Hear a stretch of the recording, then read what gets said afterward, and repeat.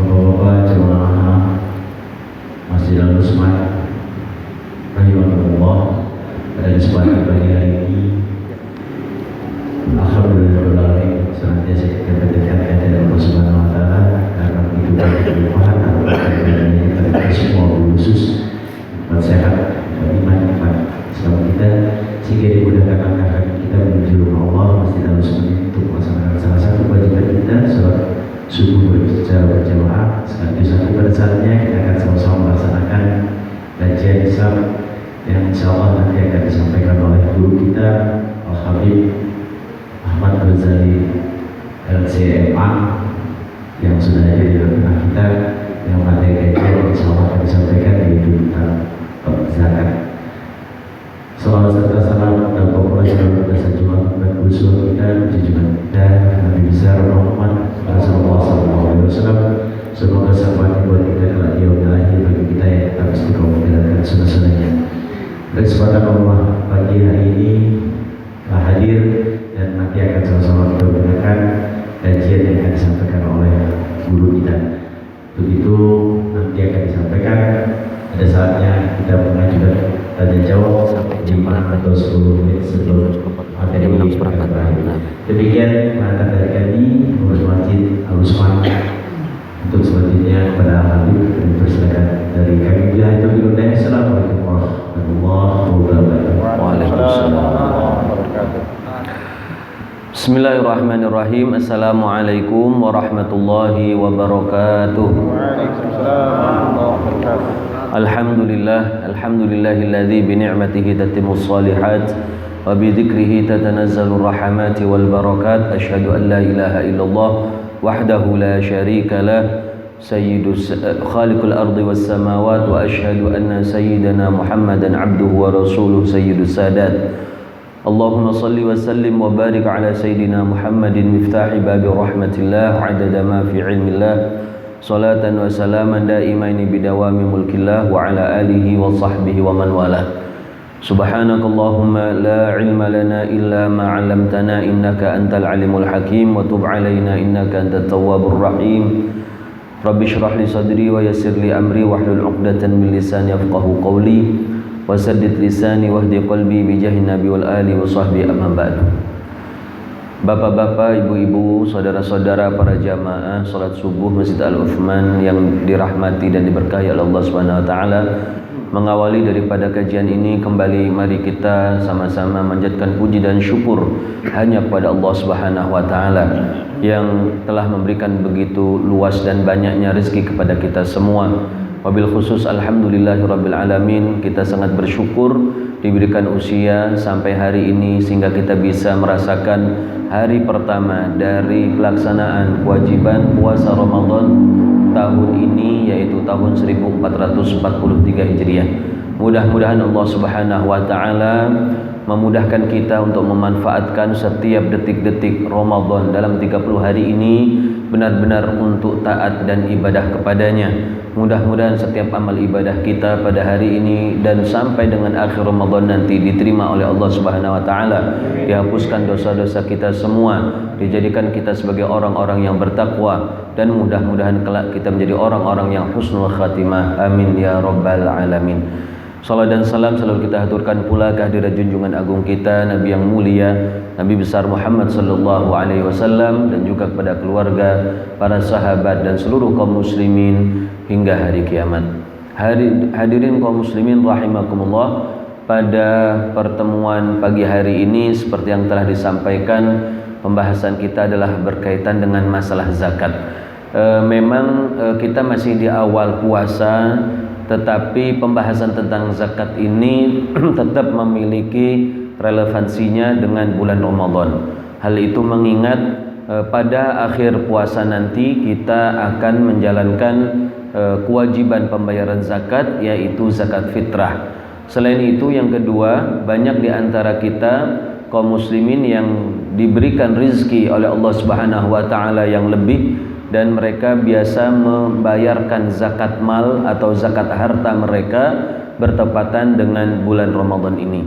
Oleh karena itu bagi kita seluruh kaum muslimin, ya baik yang akan membayar zakat fitrah maupun orang-orang yang diberikan kekayaan oleh Allah Subhanahu wa taala untuk membayar zakat mal, maka wajib baginya untuk belajar tentang ilmu zakat. Karena sudah saatnya kita akan mengamalkan ilmu tersebut dan tentu kita perlu belajar sehingga apa yang akan kita laksanakan dari ibadah zakat ini bisa diterima oleh Allah Subhanahu wa taala dan menggugurkan kewajiban kita. Hadirin kaum muslimin rahimakumullah, sebagaimana yang maklum bersama bahwa zakat ini merupakan salah satu rukun Islam, artinya ibadah pokok di dalam Islam ini. Ya, ibadah zakat termasuk bagian dari ibadah pokok yang lain, yang diantara yang lainnya adalah sholat, puasa, dan haji. Dan masing-masing daripada ibadah-ibadah pokok ini memiliki tujuan-tujuan atau makna-makna mendalam yang diinginkan oleh Allah Subhanahu wa taala. Apabila sholat merupakan ibadah yang tujuannya adalah untuk menjadi sebuah sarana komunikasi antara seorang hamba kepada Tuhannya dalam mengungkapkan seluruh keluh kesahnya, kebahagiaannya, dan permintaan-permintaannya. Kemudian puasa adalah ibadah yang berfungsi untuk memperbaiki internal kita, karena puasa merupakan ibadah yang kita dilatih untuk menahan semua diri kita dari semua kemaksiatan. Sementara zakat ini adalah sebuah ibadah yang kaitannya dengan perhatian seorang muslim kepada orang lain. Maka di dalam zakat kita diperintahkan untuk memberikan sesuatu yang menjadi nikmat yang Allah berikan kepada kita untuk saudara-saudara kita yang membutuhkan. Hanya saja memang zakat ini merupakan ibadah yang sifatnya wajib, sementara pemberian secara umum seperti infak, sedekah bisa juga masuk di dalamnya adalah pemberian-pemberian yang sifatnya adalah sunnah atau yang dianjurkan saja. Nah, dalam pembahasan ini kita akan membahas tentang zakat yang merupakan pemberian yang sifatnya adalah wajib.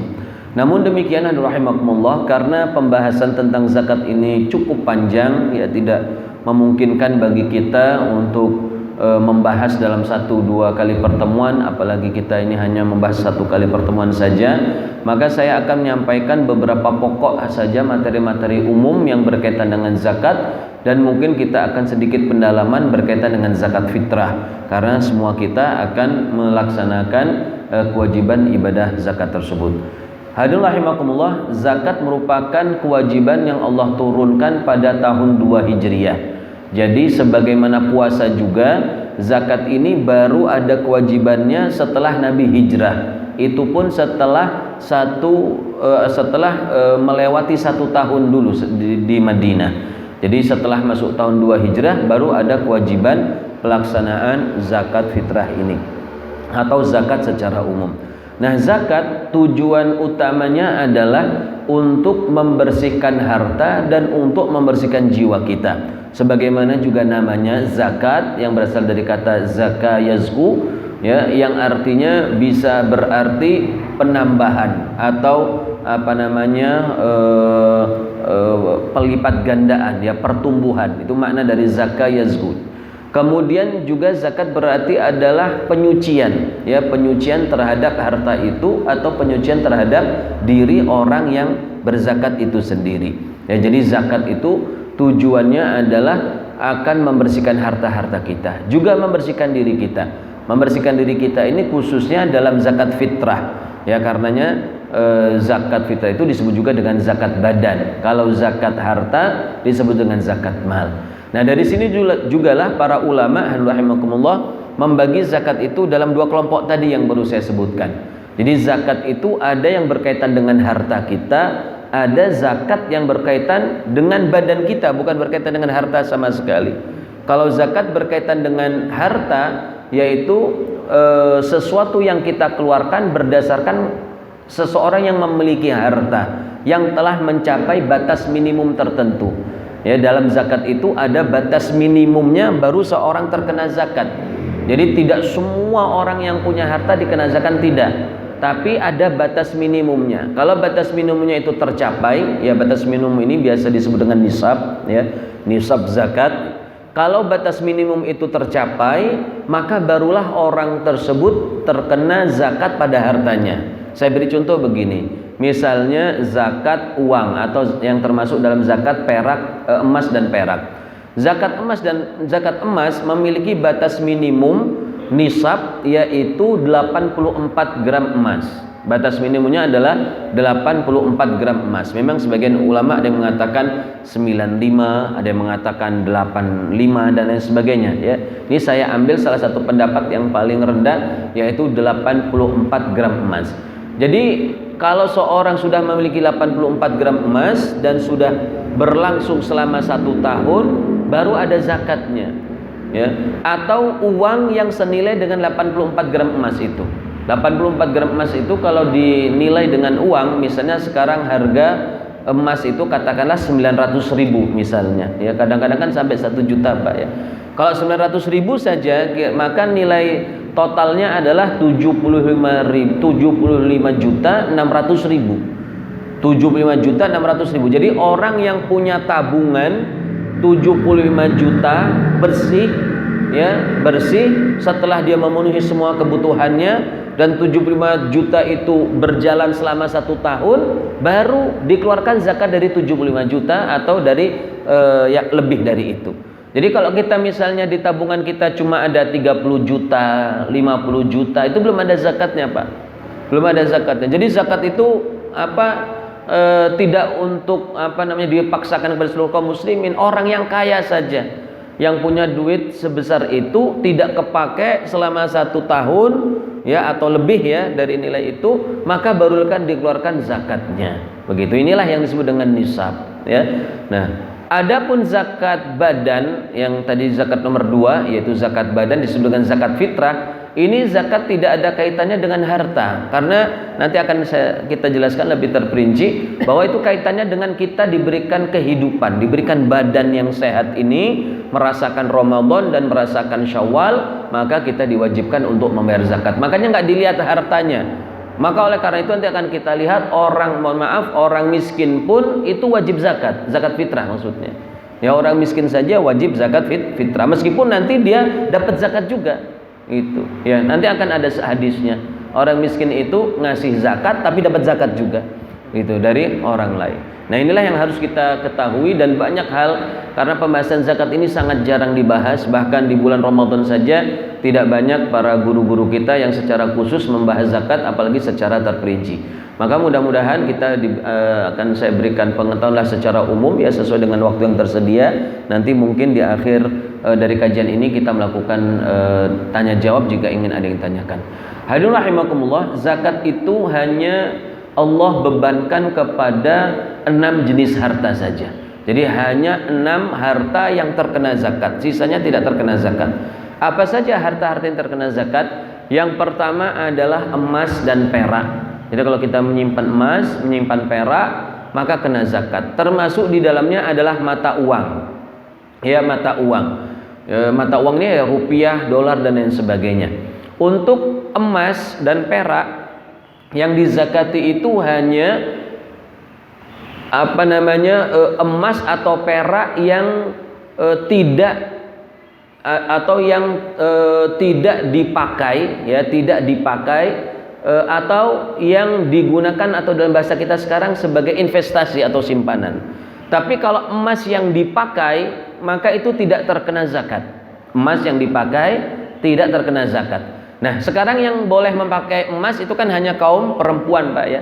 Kita sudah hal yang maklum, yang pakai emas itu hanya kaum perempuan saja. Maka ibu-ibu, ya, kaum perempuan kalau punya emas itu nggak kena zakat, seberapapun besarnya, selama dalam batas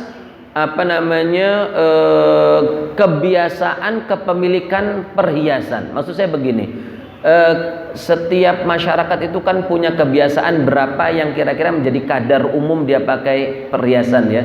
Misalnya kalau masyarakat A, misalnya bukan masyarakat kota, bukan orang yang terlalu kaya raya mungkin perhiasannya mungkin paling banyak 50 gram misalnya Pak ya. Ini misal Pak ya, kan setiap tempat bisa beda-beda. Tapi kalau orang kaya mungkin emas yang dia pakai kan bisa 100 gram, bisa 200 gram gitu. Ada cincin, ada macam-macam gelang sesuai dengan keadaan. Jadi kepemilikan itu akan disesuaikan dengan kebiasaan umum di masyarakatnya. Kalau di masyarakat itu kebiasaan umum pakai perhiasan itu misalnya 50 gram, maka itu batasnya. Kalau lebih baru dia dikenakan zakat. Ya gitu. Tapi kalau tidak lebih, maka ibu-ibu meskipun punya zakat emas nggak dikeluarkan zakatnya selama dipakai. Meskipun pakainya cuma setahun sekali. Misalnya apa setahun sekali? Dia punya emas, misalnya emas dengan liontin warna hijau dipakai kalau lebaran. Kalau warna biru untuk kondangan misalnya ya. Warna merah untuk jalan-jalan misalnya. Dia pakai, tapi pakainya cuma sesekali saja. Itu tetap gak kena zakat karena dipakai. Ya, yang kena zakat itu yang tidak dipakai, yang dia misalnya emas batangan kan gak dipakai, disimpan. Atau emas perhiasan tapi yang disimpan. Kan sebagian ada orang dulu biasanya beli emas, beli cincin, beli kalung, tapi gak dipakai, dimasukin ke celengan. Ya, disimpan, ada kotak khusus. Nah itu yang disimpan-simpan begitulah yang terkena zakat, yang terkena zakat karena nggak dipakai begitu. Nah adapun uang, kalau uang itu disimpan atau nggak disimpan, dipakai atau nggak dipakai kena semua. Ya karena uang kan umumnya kita semua pakai gitu. Ya, jadi kalau uang kita punya uang yang ada di dompet kita, yang cash ataupun yang disimpan, itu semuanya kena zakat. Ya semuanya kena zakat. Baik kita punya rupiah, kita punya dolar, kita punya rial, kita punya apapun, maka dihitung. Tapi kena zakatnya seperti tadi saya sampaikan, kalau sudah masuk batas minimum yang disebut dengan nisab. Kalau belum masuk batas minimum maka tidak terkena zakat. Kemudian rahimakumullah, yang kedua daripada harta yang terkena zakat adalah zakat hewan ternak. Hewan ternak itu terkena zakat, tetapi hewan ternak yang terkena zakat itu cuma 3 jenis saja, yaitu onta, sapi, dan kambing. Onta ini termasuk segala jenis onta. Ada onta 1 punuk, ada onta 2 punuk, pokoknya semua onta. Sapi juga semua jenis sapi kena, termasuk di dalamnya kerbau. Kerbau ini dimasukkan dalam jenis sapi. Kemudian kambing termasuk di dalamnya domba. Nah, hanya 3 jenis hewan itu yang terkena zakat. Ya, selainnya enggak. Kalau misalnya kita kan sekarang macam-macam ternak orang Pak ya, ada ternak ayam, ya, ternak ikan, ada bahkan ternak jangkrik, Pak ya, ada ternak ulet magot, ya, ada ternak burung. Itu semua enggak kena zakat. Tapi kalau barang-barang itu dijual, ya, kalau dijual baru terkena zakat, tapi zakatnya bukan zakat ternak, tapi zakat penjualan atau zakat dagang. Nanti zakat dagang ada, ya. Jadi saya ulangi lagi. Jadi kalau ada orang punya ayam, kan ada orang kalau punya perusahaan ayam kadang-kadang kan sampai 100.000, 20.000, kan banyak-banyak begitu. Bos-bos besar ayam. Itu kalau dinilai kan totalnya ratusan juta. Ya, tapi itu nggak kena zakat kalau dipakai sendiri Pak, dimakan sendiri sama dibagi ke tetangga-tetangga nggak kena zakat. Dia punya ayam 10.000, kalau dimakan sendiri nggak kena zakat. Tapi kalau dijual baru kena zakat. Zakatnya zakat apa? Zakat dagang. Ya, zakatnya zakat dagang begitu. Kayak misalnya orang dagang jangkrik, ya nggak ada namanya zakat jangkrik, nggak ada. Tapi kalau jangkriknya dijual baru terkena zakat dagang. Nah, dagang gitu Pak ya. Nah, jadi sekali lagi untuk untuk hewan ternak itu cuma onta, sapi, kambing. Nah, untuk onta kalau dia kena zakat kalau minimal punya 5 baru kena zakat. Kalau sapi minimal punya 30. Sekarang kan banyak ya petani-petani penggemukan sapi, itu kena zakatnya. Ya, kalau jumlahnya 30 ke atas. Dan nanti ada syarat-syarat lain sih Pak. Syaratnya misalnya digembalakan atau dikasih pakan secara di tempat umum. Tempat umum itu tempat yang nggak punya pemilik, misalnya ngambil rumput dari hutan lindung, itu kan nggak ada pemiliknya. Tapi kalau misalnya ini ada kebunnya orang gitu, ya, ada rumput kita ngarit di situ, itu nggak kena zakat. Karena apa? Itu kebunnya orang, kan kita minta, ya. Kadang-kadang sampai beli. Ya, jadi kalau dia diaritin, misalnya dikasih pakan itu bayar, nggak kena zakat. Ya nggak kena zakat gitu. Tapi nanti kalau misalnya sapinya dijual ya kena zakat dagang gitu. Sekarang kan rata-rata orang kalau punya sapi banyak, penggemukan kan mau dijual sebagai daging kan. Nah, dia kenanya zakat perdagangan. Kalau kambing baru terkena zakat itu kalau jumlahnya 40. Di bawah 40 dia punya kambing 30 nggak kena zakat. Ya, gitu. Nah, ini yang kedua adalah zakat ternak. Yang ketiga zakat dagang. Zakat perniagaan atau perdagangan. Kalau ada orang dagang, semua apapun yang dia dagang itu terkena zakat. Ada orang dagang sesuatu yang mahal, misalnya dagang mobil, kena zakat. Ataupun yang murah, misalnya sekarang ada orang dagang barang rongsokan, kan ada orang dagang rongsokan, itu kena zakat, Pak. Tapi kalau asetnya mencapai batas minimum, ada batas minimum tadi, jadi semuanya ada batas minimum. Kalau untuk dagang, batas minimum atau nisabnya itu adalah sesuai dengan zakat emas, yaitu 84 gram emas. Jadi kalau dia punya aset, ya, aset yang dia jual itu mencapai nilai 84 gram emas, ya, sesuai dengan harga yang berlaku pada hari itu, ya, kan harga emas naik turun juga. Nah, jadi kalau mencapai nilai asetnya 84 gram emas, maka dagangannya itu terkena zakat.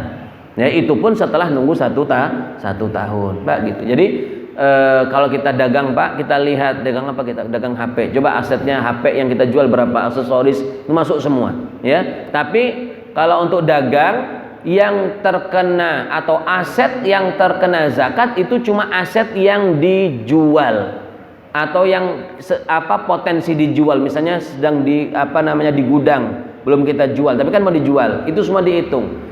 Tapi aset yang nggak dijual, kita kalau buka dagang kan ada lapak, Pak, ya, ada mejanya, ada mungkin lemari, bahkan punya toko, ya, itu nggak kena, nggak dihitung. Loh, saya punya ruko nilainya 1,5 miliar, nggak kena zakat karena rukonya kan nggak dijual, rukonya kan ditempati saja, ya.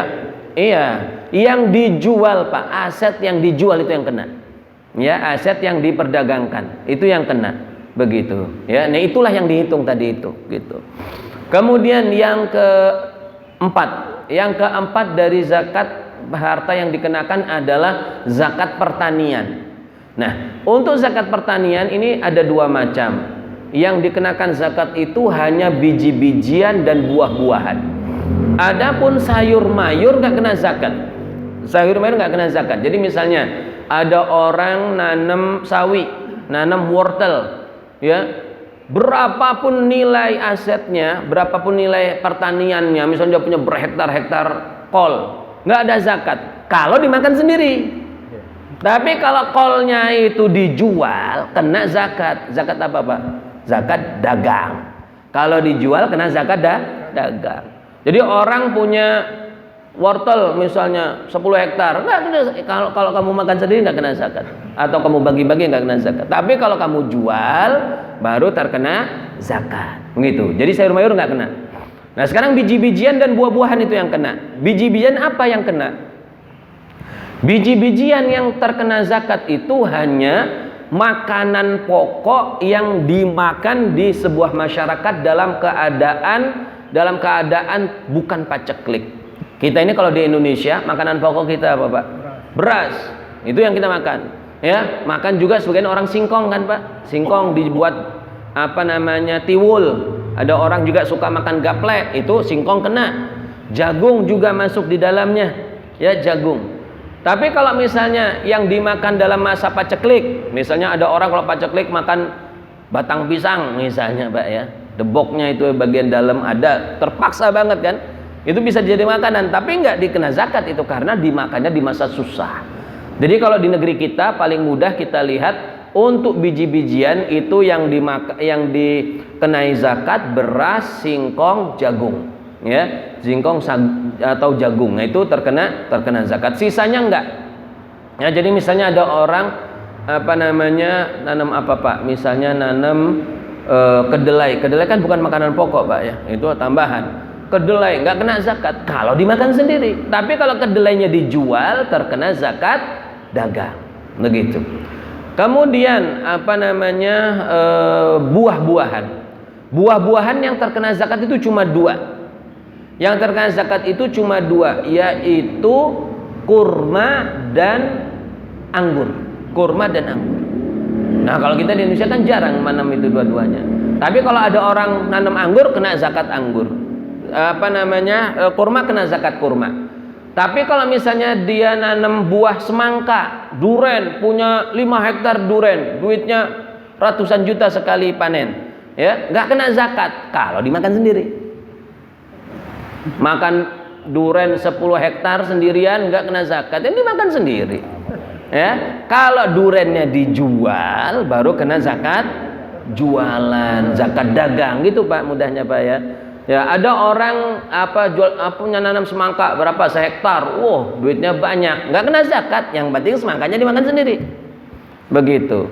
Nah, termasuk sekarang kan yang lagi ramai misalnya sawit, karet, itu nggak ada zakatnya karena bukan biji-bijian, bukan buah-buahan.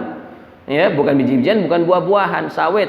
Jadi sawit, kalau kita punya sawit 100 hektar, kaya raya, nggak ada zakatnya, yang penting sawitnya dipakai sendiri. Kalau sawitnya dia jual, kena zakat perniagaan, zakat dagang gitu Pak. Pokoknya kalau kita dagang apa aja kena. Dagang jangkrik kena, dagang ayam kena, dagang mobil mewah kena, apalagi. Ya, tanah dijual kena. Karena dia jual tanah kan. Jual rumah kena, karena rumahnya dijual. Gitu. Kita jual apa aja kena, tapi harus masuk batas minimum. Makanya Pak, kita yang dagang itu harus tahu berapa aset kita. Ya, kalau masih dagang-dagang kecil sih nggak usah ya. Misalnya dagang, mohon maaf para saudara kita yang jual di pasar-pasar tradisional, ibu-ibu itu jual sayur, itu mah nggak ada ya, karena asetnya kan kecil sekali. Ya, kita punya toko kecil gitu. Pokoknya kira-kira aja kalau aset kita sampai 70-80 juta, nah baru mulai tanya sama Ustadz gimana ngitungnya, sudah masuk apa belum gitu. Tapi kalau aset baru 20 juta 30 juta nggak ada zakat gitu Pak ya. Nah, itu yang dagang. Ini karena sekarang kan banyak orang dagang, harus ngerti ini orang dagang ya. Jadi ada batas minimumnya tadi itu 84 gram emas. Kemudian yang kelima yang terkena zakat adalah barang tambang. Jadi barang tambang kena zakat. Semua yang kita tambang dari perut bumi semuanya atau ada zakatnya. Tapi dari barang tambang itu yang terkena zakat cuma emas dan perak. Jadi kalau ada orang nambang emas, nambang perak, maka dia terkena zakat tambang itu. Ya. Tapi kalau yang ditambang bukan emas perak, misalnya tambang batu bara, tambang besi, tambang apalagi Pak, timah dan lain sebagainya, tidak ada zakat kalau dipakai sendiri. Nambang batu bara untuk masak kompor sendiri misalnya, nggak kena zakat. Tapi kalau batu baranya dijual, terkena zakat dagang itu. Jadi bos-bos batu bara itu kenanya bukan zakat batu baranya, tapi zakat dagang batu bara. Begitu, Pak ya. Kemudian yang terakhir barang rikaz. Rikaz ini bahasa mudahnya adalah kalau kita sebut harta karun. Harta karun sebelum datang Islam.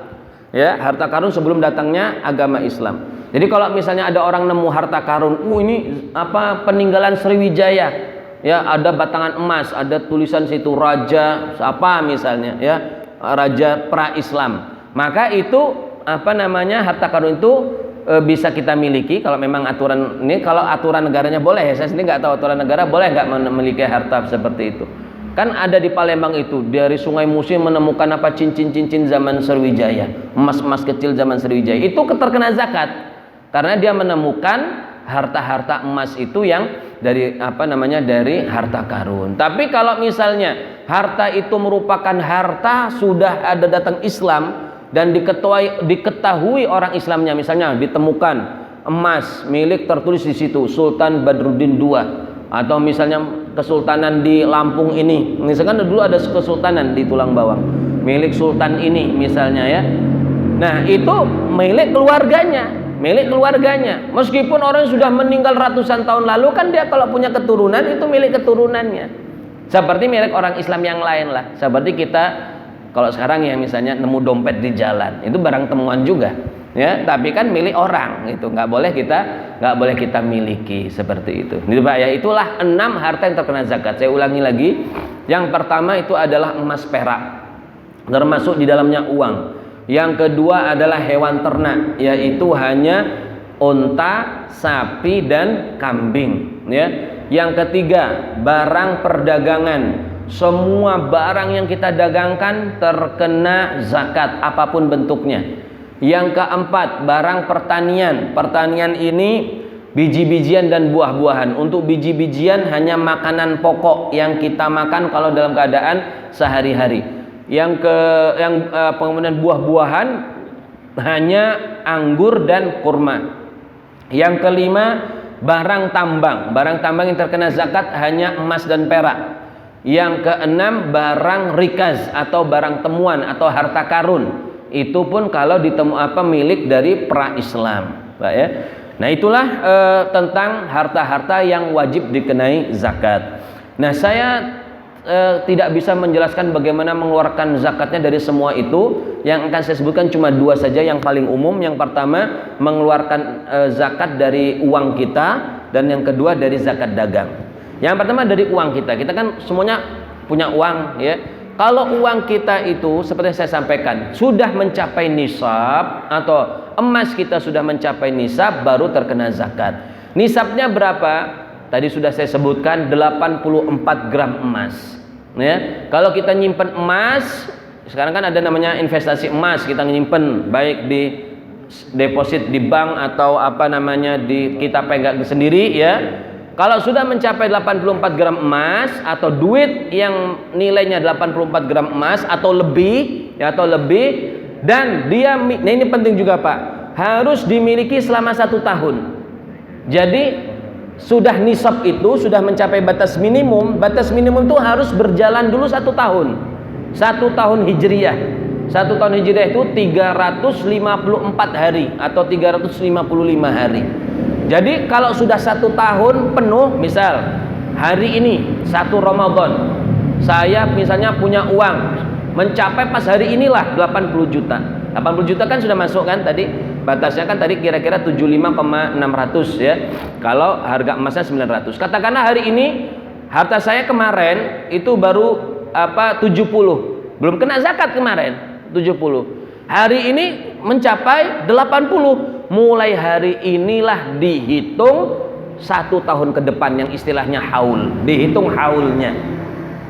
Kalau harta saya selama 1 tahun terus di atas 75 juta terus nggak turun-turun sampai 1 tahun, ya, baru dikeluarkan zakat.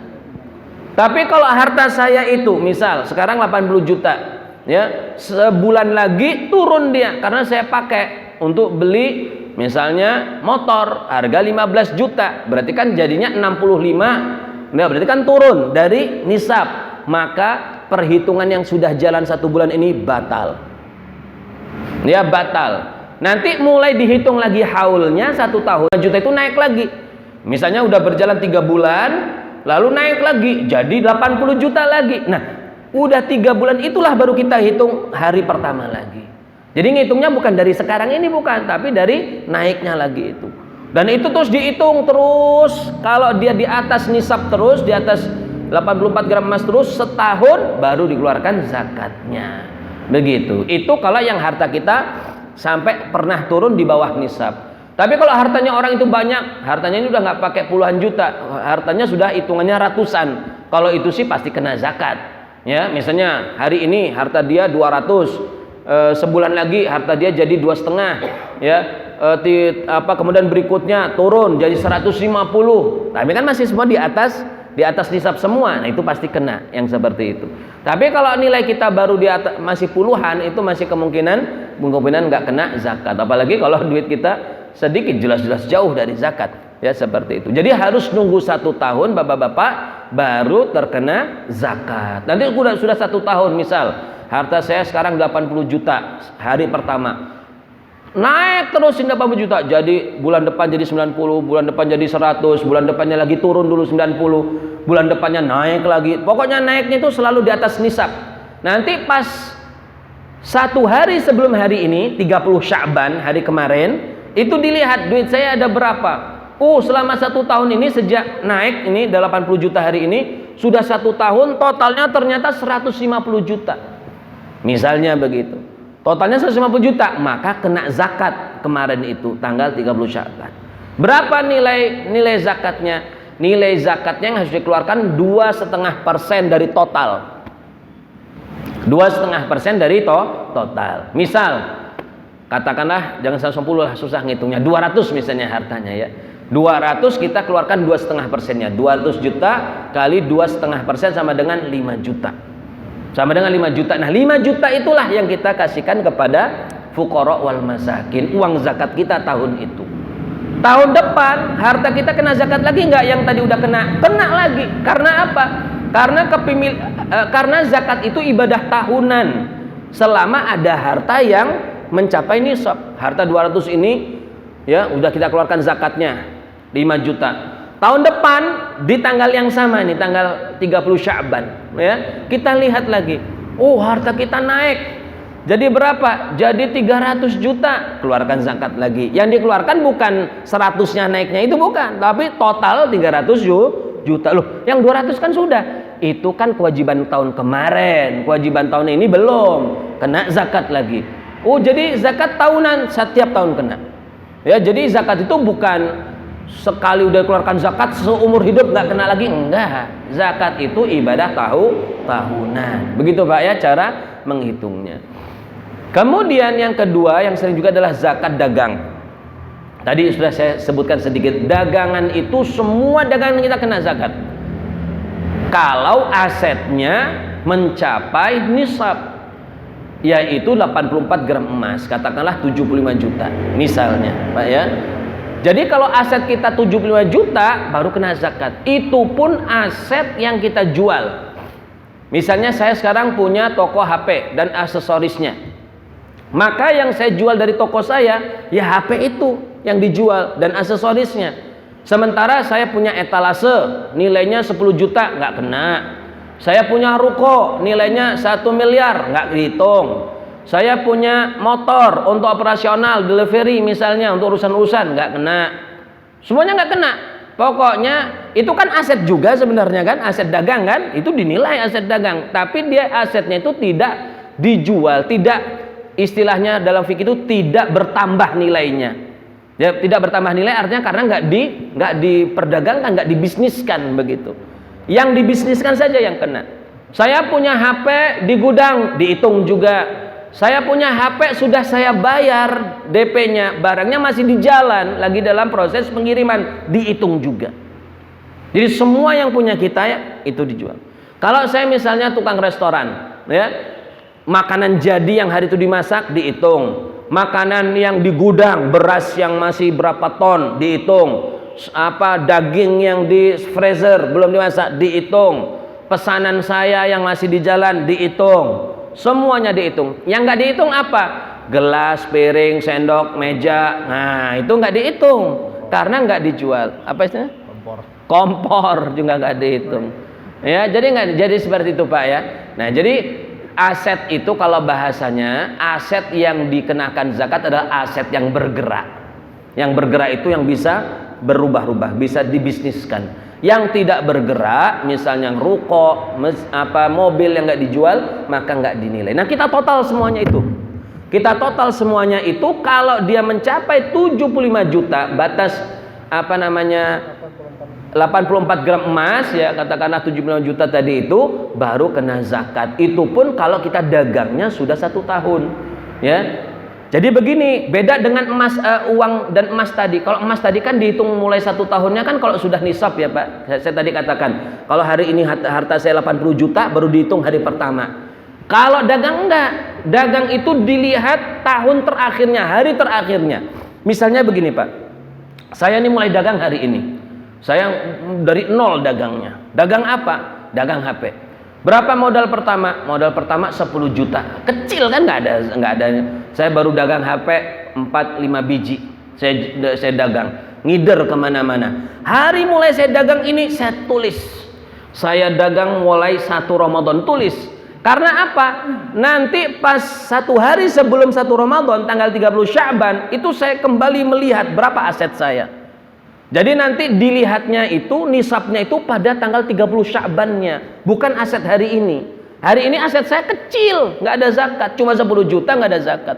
Tapi karena misalnya orang itu rajin dagang, terus naik asetnya, naik, ya pas misalnya 1 tahun dari dia dagang, aset yang 10 juta berubah jadi 100 juta, ya berubah jadi 100 juta, dia kena zakat. Ya dihitungnya pada tahun terakhir. Makanya kalau kita dagang, meskipun kita sekarang dagangnya ini masih kecil-kecilan, kita tandain itu. Kapan kita mulai dagang? Ya, wah saya sudah lupa ya, kira-kira aja lah, kira-kira bulan apa kemarin? Bulan April, udah tandain April, awal April, katakanlah 1 April. Mulai dihitung. Ya dihitung. Tapi biasanya kalau ngitung zakat itu Pak pakai bulan Hijriyah. Ya zakat itu pakai bulan Hijriyah. Nanti kalau setiap 1 April dilihat asetnya, setiap 1 April atau setiap misalnya 1 Ramadan dilihat asetnya berapa. Kalau mencapai nisab baru dikenakan zakat, gitu Pak ya. Terakhir ini pembahasan tentang zakat fitrah. Kita semua akan bayar zakat fitrah. Zakat fitrah ini beda dengan zakat mal tadi. Kalau zakat mal yang dihitung adalah harta kita dan sudah mencapai nisab batas minimum. Kalau zakat fitrah tidak. Zakat fitrah itu diwajibkan kepada seorang yang memenuhi 3 syarat. 1, Islam, kita semua Islam. Ya. 2, mencapai waktu. Waktu itu maksudnya apa? Orang itu merasakan Ramadan sekaligus Syawal. Jadi dia harus merasakan 2 waktu itu, Ramadan dan Syawal. Kalau ada orang Islam tapi dia tidak merasakan Ramadan, dia cuma merasakan Syawal, nggak kena zakat. Contohnya apa? Ada bayi lahir malam takbiran. Malam takbiran kan sudah masuk 1 Syawal, ya kan kita ngitung kalau apa hari-hari kan mulai maghrib itu Pak. Jadi maghrib itu sudah masuk besok begitu, ya. Jadi ada bayi lahir malam takbiran. Bayi lahir tadi kan nggak kena Ramadan, dia nggak merasakan Ramadan, maka bayi ini nggak kena zakat fitrah. Ya, tapi kalau bayi itu lahirnya misalnya jam 5 sore pas Ramadan, jam 5 sore, sejam lagi udah habis Ramadan, kena zakat fitrah. Karena dia merasakan Ramadan sekaligus merasakan Syawal. Ya, atau ada orang merasakan Ramadan tidak merasakan Syawal. Ya, Syawalnya sudah nggak ada, orang meninggal. Ada orang meninggal jam 5 sore Ramadan. Berarti kan dia nggak ketemu Syawal. Orang itu meskipun sudah puasa 30 hari karena meninggalnya sebelum masuk Syawal, tidak terkena zakat fitrah. Karena nggak kena Syawal. Atau sebaliknya, ada orang meninggalnya pas malam takbiran. Ya, jam 8 habis Isya meninggal, kena zakat fitrah. Karena apa? Dia merasakan Ramadan penuh, merasakan Syawal 2 jam. Maka dia terkena zakat fitrah. Jadi zakat fitrah itu diwajibkan pada orang yang merasakan 2 waktu. Waktu Ramadan dan waktu Syawal itu. Yang ketiga syarat zakat fitrah adalah orang itu, ini yang penting ini Pak, ini khususnya ini harus kita beritahukan kepada saudara-saudara kita yang biasa terima zakat fitrah, yang merasa dirinya tidak mampu itu ya. Ini penting sekali. Yaitu apa? Bahwa zakat fitrah itu Allah wajibkan kepada seorang muslim yang pada malam hari raya memiliki sisa beras, makanan pokok ya, setelah dia penuhi untuk kebutuhan orang yang wajib dia nafkahi. Misalnya saya Pak, ya misal saya atau seseorang punya istri, ini kan wajib nafkah, ya. Misalnya punya 2 orang anak, wajib nafkah, ya. Orang tua ada nggak? Nggak ada, sudah meninggal. Berarti yang dihitung cuma 3 ini. Kalau dia punya orang tua, orang tuanya dilihat, orang tuanya ini kaya atau tidak kaya, mampu atau dia mampu. Kalau miskin, nafkahnya dari kita, maka masuk juga dalam bagian kita. Tapi kalau beliau itu sudah bisa hidup mandiri karena dari pensiun dia punya tabungan atau dia punya dagang, bisa hidup sendiri, maka bukan kewajiban kita kan, maka itu nggak masuk hitungan kita. Jadi yang wajib kita penuhi itu adalah nafkah wajib, istri pasti ya, dan anak-anak. Misalnya nih, saya punya istri, punya 2 anak misalnya, ini orang itu, maka sekarang dihitung kewajiban untuk si suami 1 orang, istri 1, 2 orang anak jadi 4. Untuk kebutuhan 1 hari 1 malam 24 jam. Kebutuhan ketika hari raya Idul Fitri. Idul Fitri itu kan mulai dari maghrib sampai maghrib besok. Kebutuhan 24 jam itu berapa untuk 4 orang ini? Kebutuhan pokok saja. Makan sekarang misalnya, makan untuk 4 orang dalam 24 jam. Kira-kira berapa lah? Ya misalnya 2 kilo. 2 kilo cukup kan Pak? 2 kilo beras 2 kilo. Ya, atau katakan 3 kilo lah biarnya, 3 kilo beras ya untuk makan 3 kali. Kemudian lauk itu aslinya nggak dihitung, tapi ya katakan untuk lebaran dia kita hitung daging lah, daging untuk 1 hari 4 orang.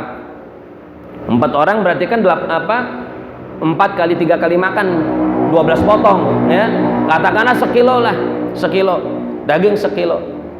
Sama rumahnya ngontrak nggak? Oh punya sendiri, berarti nggak dihitung. Oh ini ngontrak, tapi ngontraknya sudah dibayar untuk tahun ini, nggak dihitung juga berarti. Kalau misalnya kontrakan jatuhnya pas bulan Syawal itu, nah dihitung kontrakannya, begitu. Nah kebutuhan pokok itu dinilai, kira-kira berapa? Beras 3 kilo, misalnya 10.000 harganya, kali 3, 30.000. Daging 1 kilo, misalnya berapa? 130, berarti 160.000. Apa kebutuhan pokoknya? Ini bayar kontrakan berapa? Misalnya bulan itu ya, misalnya kontrakan yang bulanan ya 500.000 misalnya, keluarkan 500.000. Nah setelah itu ditotal, sisa duit kita ada nggak? Bukan berapa, tapi ada nggak? Ada, wajib bayar. Cuma sisa 50.000, wajib bayar zakat fitrah. Zakat fitrah itu Pak nggak mengenal harta. Orang pokoknya sudah memenuhi kebutuhan 1 hari 1 malam, lalu ada sisa, bayar zakat fitrah. Nah tapi 50.000 kan nggak cukup untuk bayar beras, bayar yang adanya aja. 50.000 cuma dapat 5 kilo kan, 5 kilo untuk bayar 2 orang, 2,5 kan. Ya sudah, diniatkan untuk yang paling wajib dirinya dan istrinya. Ini untuk dirinya dan istrinya. Anaknya karena dia nggak punya duit lagi, nggak kena zakat fitrah, karena nggak ada lagi duit, nggak ada beras ya. Kalau dia masih nyimpan beras, oh orang ini nggak punya duit sama sekali, tapi dia ada beras 20 kilo, wajib bayar zakat fitrah. Zakatnya apa? Berasnya cuma 10 kilo, wajib bayar zakat fitrah seadanya. Karena apa? Saya ulangi lagi tadi di awal, zakat fitrah itu bukan zakat untuk harta, bukan untuk menyucikan harta, tapi untuk mencucikan jiwa kita, badan kita. Jadi badan kita ini kayak apapun hartanya, mau banyak mau sedikit, harus dibersihkan. Penyempurnaan dari Ramadan itu. Dalam hadis sebutkan zakatul fitri tuhratun minar rafath. Zakat fitrah itu mensucikan dari keburukan-keburukan selama Ramadan. Jadi dibersihkan, makanya kita wajib. Nah, di sini banyak Pak, mohon maaf, ada saudara-saudara kita yang kurang mampu, dia mikir, saya kan selama ini terima zakat, masa saya ngasih zakat terus bayar zakat? Nah, ini nggak masuk dalam logika dia. Tetapi seperti itulah logika syariat. Ini saya bacakan hadisnya. Nabi SAW mengatakan, amal ghaniyu fayuzakkihillahu ta'ala fayuzakkihi bihallahu ta'ala. Orang kaya kalau mengeluarkan zakat, Allah akan menyucikan dirinya dan hartanya. Wa ammal faqiru, nah ini orang fakirnya. Fakir kan dia seharusnya terima zakat, tapi kata Nabi di sini fakir bayar zakat juga. Wa ammal faqiru fayu'tihillahu afdalu mimma a'ta. Orang fakir itu bayar zakat, ini bukan zakat mal kalau orang fakir, tapi zakat fitrah. Orang fakir bayar zakat fitrah, nanti dia akan diberikan lebih banyak dari apa yang dia bayarkan zakatnya. Tadi 4 orang misalnya mengeluarkan zakat, ya, berarti kalau 1 orang 2,5 kilo, berarti kan 4 orang 10 kilo. Dia bayarkan 10 kilo, insya Allah Allah kasih lebih banyak dari itu. Begitu, itu jadi begitu logika. Untuk zakat fitrah begitu logikanya. Zakat fitrah itu kita bayar zakat, kita terima zakat juga. Kalau zakat mal, kalau kita nggak punya duit ya nggak bayar zakat, namanya nggak ada duit. Ya kalau zakat fitrah tetap bayar zakat fitrah. Ini harus kita pahami baik-baik. Kemudian sedikit saja ini saya baca secara singkat. Ini ada beberapa pokok ya penting tentang zakat fitrah secara singkat. 1, ya zakat fitrah dibayarkan di tempat keberadaan pemberi zakat. Nah ini sering kita kan mudik, ya kita orang tinggalnya di Lampung. Misalnya mau mudik ke rumah orang tua, misalnya tinggalnya di Jakarta atau di mana aja. kita rencananya lebaran di sana, maka zakat itu diserahkan di tempat di mana kita ketemu Syawalnya itu di mana. Jadi misalnya saya mudik ke Medan, saya bayar zakatnya di Medan. Zakat di Medan karena saya merasakan Ramadan dan Syawalnya di mana? Di Medan. Jadi saya masih hidup itu sekarang posisinya di Medan. Saya keluarkannya di Medan. Ya, tuh. Kemudian zakat fitrah diberikan kepada para penerima zakat harta, dianjurkan mendahulukan kepada kerabat. Nah ini, mendahulukan kerabat. Sering pertanyaan, boleh nggak Ustadz kita memberikan zakat untuk keluarga? Boleh, nggak ada masalah. Selama keluarga itu bukan tanggungan nafkah wajib. Tadi tanggungan nafkah wajib kan ada 3 orang, istri, anak kalau masih kecil, ya, atau sudah besar tapi nggak bisa kerja karena fisiknya atau lain sebagainya. Tapi kalau anak udah punya pekerjaan, udah lepas dari kita, nggak masuk lagi. Dan dihitungnya bukan nikah atau tidak nikah. Dia kalau sudah nikah tapi miskin, suaminya nggak punya apa-apa, kita masih ngasih nafkah juga kepada dia, gitu. Ya, kalau anak kita miskin. Yang ketiga orang tua. Orang tua ketika kita kecil, beliau yang ngasih kita nafkah. Ketika kita sudah besar, orang tua kita jadi tidak mampu, nggak punya apa-apa, kita yang wajib menafkahi beliau. Nah, jadi selama nafkah ini ada, ya, maka dia tidak boleh terima zakat. Karena apa? Nafkah itu lebih wajib dari zakat. Dia harus terpenuhi dulu, baru orang itu dikatakan wajib atau tidak wajib.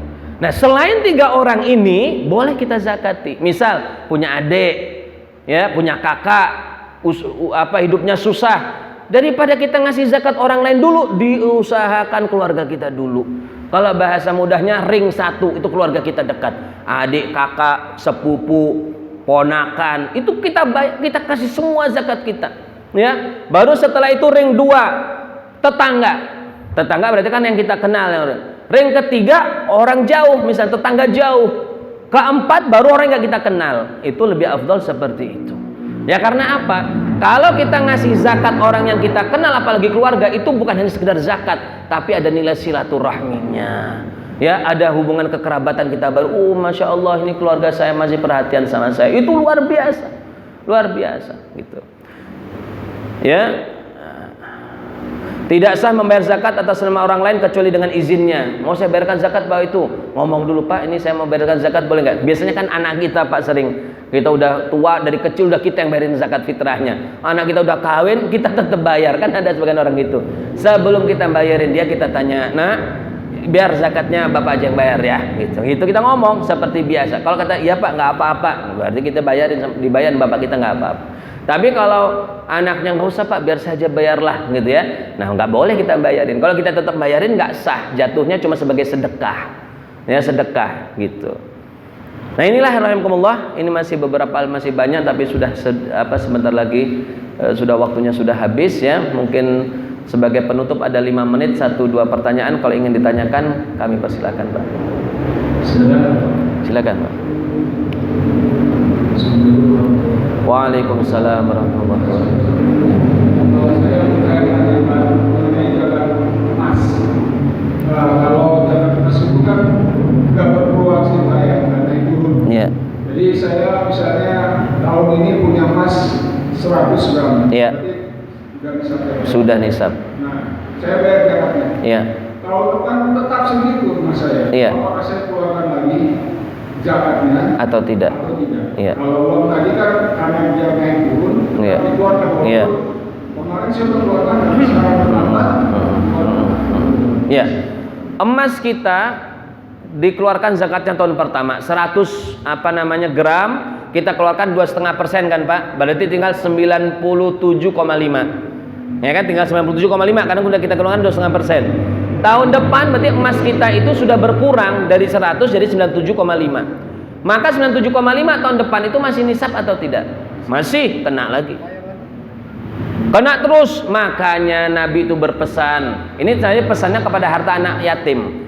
Kalau ada wali yatim, kata ini, man waliya yatiman lahu malun falyattajir biha la yakuluhu zakah. Kalau ada orang wali yatim, pengasuh anak yatim, yang anak yatim itu punya harta banyak, hendaklah harta anak yatim itu dibisniskan. supaya tidak habis kemakan zakat. Kalimat ini yang pokok kita nih, tidak habis kemakan zakat. Kalau harta didiemin aja, tiap tahun kepotong 2,5%, 2,5%, dan seterusnya, akhirnya habis. Duit 1 miliar, ya, tahun pertama kena 2,5%, 25 juta, ya, tahun kedua kena 25%, kita masih sekitar itulah 24 kurang sedikit. Jadi kalau terus 10 tahun, akhirnya kena 2,5%. Kalau 10 tahun 2,5, jadinya 25%, ya kan? Akhirnya yang 1 miliar jadi tinggal 750 juta kalau nggak diputer-puter. Makanya kita itu kalau punya harta diputer supaya nggak habis dimakan zakat, begitu Pak. Jadi emas Bapak itu kena. Jadi kalau misalnya nanti udah kena, pas yang tahun ketiga tetap segitu, tapi kan sudah nggak masuk nisabnya lagi, berarti nggak keluar zakatnya lagi. Kena terus Pak. Yang penting masih di dalam nisab kena zakat. Iya. Kalau turun dari nisab baru nggak kena. Iya, misalnya udah dikurang-kurang, tinggal 80 gram. 80 gram kan nggak kena. Nah, berarti nggak kena zakat. Begitu Pak. Iya. Wallahu a'lam. Silakan Pak. Assalamualaikum warahmatullahi wabarakatuh. Waalaikumsalam warahmatullahi wabarakatuh. Sekarang umpamanya orang punya uang 1 miliar, Iya. tetapi dia punya utang di bank 1,5 miliar. Apa yang 1 miliar itu harus kita keluarkan zakatnya? Jadi hutang itu tidak menghalangi kena kewajiban zakat, tidak menghalangi. Khususnya kalau hutang itu, apalagi hutang bukan untuk kebutuhan, bukan konsumsi, tapi hutang bisnis. Soalnya begini Pak, semakin besar perusahaan kadang-kadang utangnya banyak juga kan. Asetnya gede tapi hutangnya juga gede. Apakah nilai hutang itu mengurangi harta kita? Tidak. Memang ada khilaf Pak, tetapi pendapat yang kuat bahwa hutang itu tidak mengurangi daripada ini. Jadi kita tetap bayar. Soalnya di tangan kita masih 1 miliar loh, ya kan? Apalagi utangnya belum jatuh tempo kan? Pembayarannya belum jatuh tempo, masih berapa tahun, masih bisa dicicil. Artinya kita kuat bayar itu. Kita belum dianggap pailit misalnya, ya. Kita wajib keluarkan terus. Wajib kita keluarkan terus. Termasuk piutang kita Pak. Itu kan hutang. Kita minjem dari orang. Kalau kita nginjemin orang, nih saya misalnya ada orang kaya minjemin orang 1 miliar, kena bayar juga dia 1 miliar itu, meskipun miliar itu sama orang lain, tapi masih duit dia kan, duit dia tapi di tangan orang lain. Tapi memang kalau piutang ini dilihat orang yang ngutang itu bayarnya mau bayar atau enggak gitu loh. Kadang-kadang ada kan nggak bisa bayar karena bangkrut, nggak bisa bayar karena susah ditagih, alasannya macam-macam. Ada malah mengingkari, nggak pernah saya ngutang, mana suratnya. Memang kebetulan suratnya hilang, tapi kan udah kita bayar ngutang. Jadi kalau yang susah-susah begitu, itu kita zakati kalau duitnya udah ke tangan kita lagi. Tapi kalau orang itu memang rajin bayar, kita yakin orang ini baik-baik mengeluarkan zakat, mengembalikan uang kita, maka meskipun uang kita itu di tangan orang lain, kita keluarkan zakatnya. Begitu. Piutang pun kena zakat. Wallahu a'lam.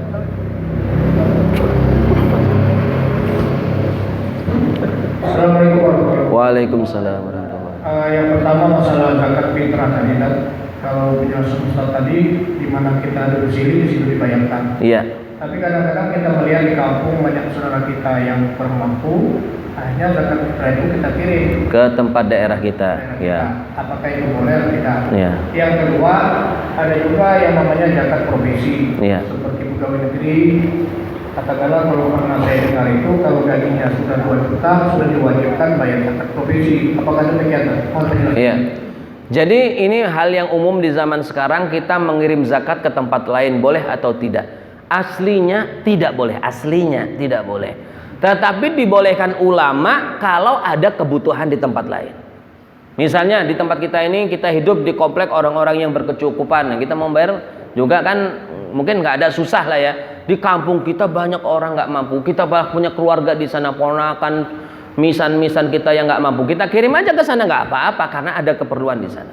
Sementara di sini kemungkinan besar sudah tertutupi dengan. Tapi kalau misalnya kita tinggal di sebuah komplek, banyak orang tidak mampunya, maka kita lebih utama bayar yang di dekat kita. Kenapa? Mereka lah sekitar kita itu yang ngelihat harta kita. Ya Allah, Bapak ini gedungnya, rumahnya gede banget, mobilnya bagus. Itu ada rasa di hatinya itu, bahwa ada sebagian harta saya di situ. Orang miskin itu kan terima zakat itu bukan kita ngasih dia, bukan. Yang kita kasih dia itu duitnya dia, tapi ketitipan sama kita. Itu kan miskin. Jadi ketika dia ngelihat rumahnya, Masya Allah ini rumahnya orang kaya, orang baik, kita ada harapan mau dapat zakat dari dia. Tapi kalau dikirim keluar dia pening, kok saya selama ini bertahun-tahun nggak pernah dapat apa-apa, sedih dia. Itu kalau memang di sekitarnya itu nggak ada yang memenuhi kebutuhan dia. Tapi kalau sudah terpenuhi, kita hidup di komplek yang orang kaya-kaya, kirim aja ke sana, nggak apa-apa. Malah lebih bagus karena diperlukan di sana. Wallahu a'lam. Itu yang pertama. Yang kedua, zakat profesi. Jadi begini Pak, zakat profesi itu ada dua pendapat di antara ulama. Ada yang mengatakan terkena, nah, yang mengatakan kedua tidak ada. Tapi tidak ada itu bukan berarti tidak ada zakat sama sekali. Ada zakat, tapi dimasukkan dalam salah satu 6 komponen tadi, 6 jenis zakat tadi. Kalau ada yang mengatakan, pendapat pertama yang mengatakan ada zakat profesi, dia buat aturan sendiri. Zakat profesi itu disamakan dengan zakat, sekarang ini sebagian orang mengatakan dengan zakat pertanian.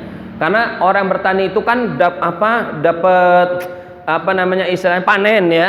Orang yang zakat profesi itu setiap gajian dianggap panen begitu ya. Tapi kalau saya pribadi cenderung tidak ada zakat seperti itu, tidak ada zakat profesi. Tetapi uang hasil profesinya itu kalau mencapai nisab terkena zakat, dimasukkan dalam harta emas, perak atau mata uang itu. Jadi misalnya saya terima gaji 2 juta, ya 2 juta saya kumpulkan. Kalau 2 juta itu sudah saya kumpulkan, itu mencapai nisab 84 gram emas, ya kena.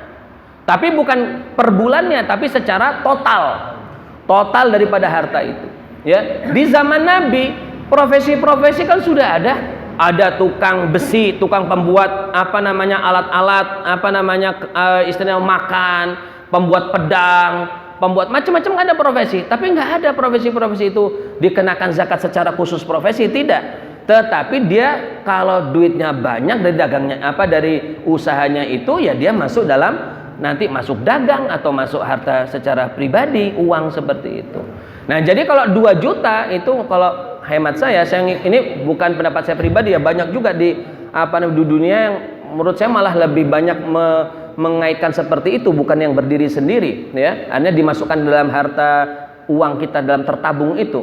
Maka nanti kita keluarkannya adalah kalau sudah mencapai nisab dan sudah satu tahun. Tapi Pak, kenyataannya orang yang gajinya 2 juta kalau dia nggak punya waris itu termasuk kategori miskin menurut saya. Ya 2 juta sekarang di zaman sekarang, ngasih makan anak, kontrakan, segala macam, sekolah, itu paling nggak habis 1 juta lebih Pak ya 1 bulan untuk umum yang sesuai. Sisanya misalnya ada berapa ratus ribu, nggak ada zakatnya sama sekali, malah dia berhak dikasih zakat. Habis. Iya, saya itu malah sedih kadang-kadang ada misalnya ya pekerja baru, gaji baru 1,2, baru 1,5, langsung dipotong 2,5%. Ya Allah, dia ini mah nggak berhak mengeluarkan zakat. Dia dapat zakat mah iya. Orang 1,5 juta mungkin nggak cukup untuk keluarganya, masih ngutang saja orang itu. Begini, nah itulah kalau pakai zakat profesi itu memang dibatasi, biasanya 5 juta. Ya 5 juta atau ke atas begitu itu dikenakan. Tapi kadang-kadang 5 juta juga ada orang 5 juta tapi keperluannya banyak. 5 juta tapi dia anaknya ini sekolah di mana, belum lagi nanggung orang ini, habis buat 5 juta juga nggak cukup. Ya, maka nggak kena zakat seharusnya orang seperti itu. Gitu. Wallahu a'lam. Silakan Pak.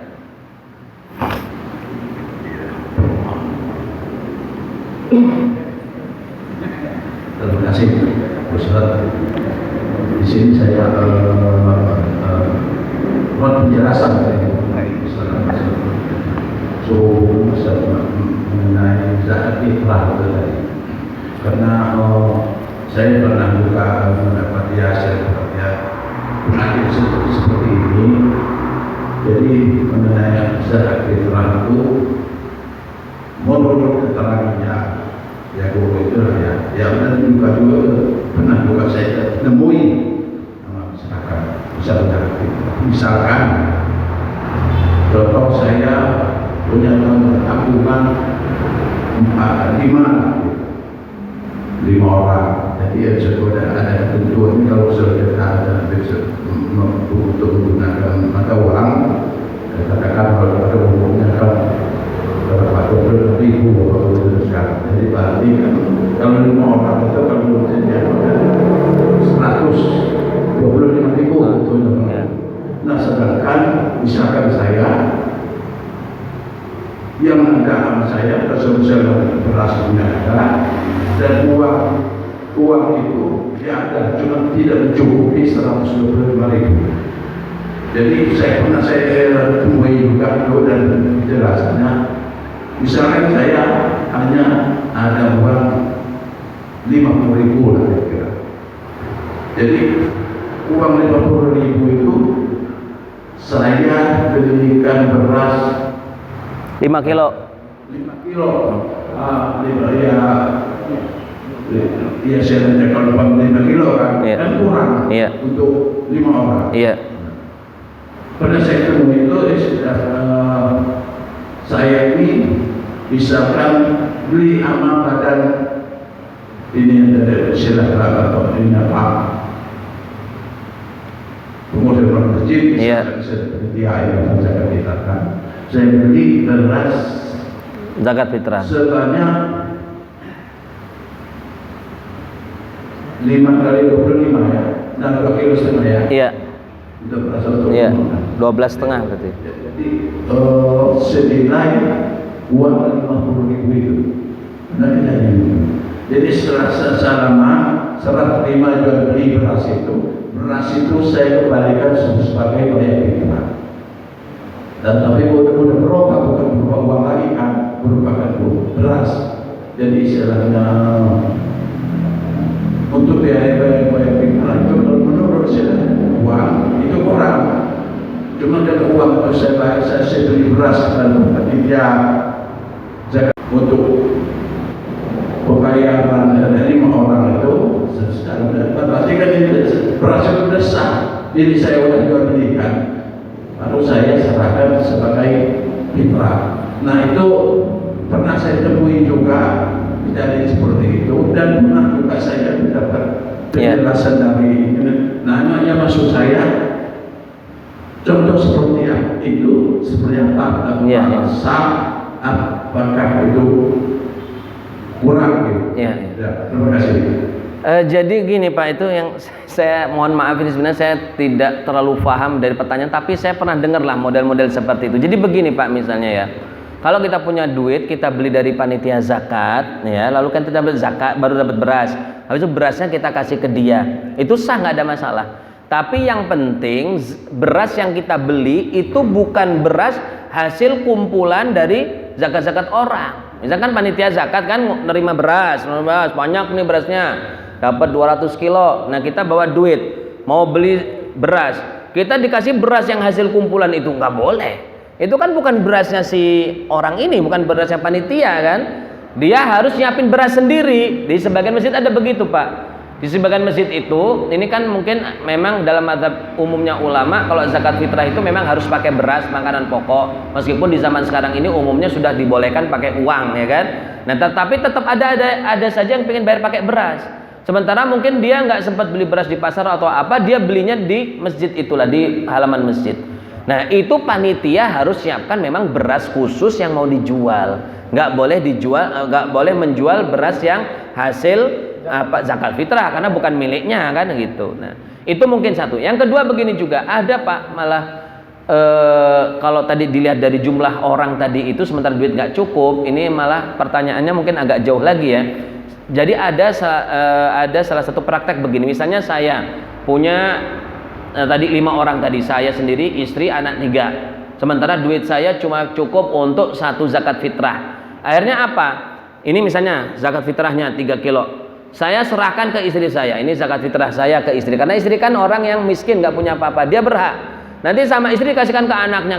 Itu biasanya praktek di pesantren, ya. Jadi di sebagian pesantren Pak, nggak semua pesantren ya. Kan anak pesantren kan wajib zakat fitrah juga, kadang-kadang nggak punya duit, mungkin nggak dibayarin bapaknya. Akhirnya kiainya itu ngambil beras 3 kilo, diserahkan, ini zakat fitrah saya serahkan ke kamu, santri yang pertama. Dia terima zakatnya, setelah dia terima dia kasih lagi ke temennya, muter gitu, nanti kembali lagi ke kiainya. Ya kan?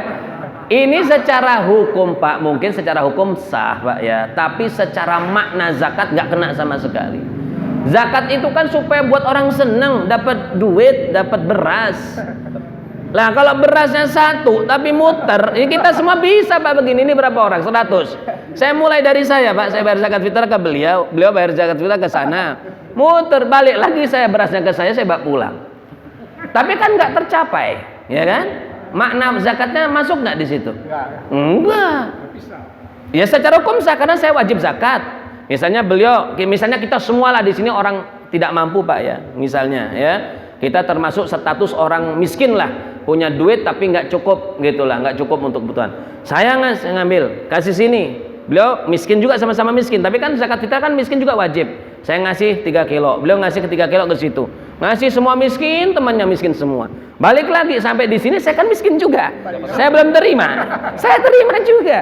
Akhirnya duit 3 kilo ini muter di situ aja. Balik lagi secara hukum sah. Tapi secara makna yang terkandung dalam ibadah itu masuk nggak? Enggak. Kita kan mau nyenengin orang. Ya mau nyenengin orang. Seperti itu. Itu ada. Tapi sah Pak. Itu ada gitu. Nah jadi ya ini tapi di pondok makanya orangnya. Tapi kalau anak pondok itu seharusnya yang bayarin ya bapaknya lah di rumah bagaimanapun itu tanggungan bapaknya. Wallahu a'lam. Coba Pak. Baik. Kajian kita cukup bermakna pada kesempatan ini karena terbatas waktu, maka mohon maaf pada beberapa jemaah apabila saya pertanyaan. Insyaallah kita akan bertemu lagi di waktu dan kesempatan yang lain. Sekali lagi atas nama pengurus DKM Masjid Al-Usman, kami ucapkan terima kasih kepada Al-Habib sudah memberikan kajian ilmu pada kesempatan pada kesempatan pagi hari ini. Untuk itu sekali lagi ucap syukur kita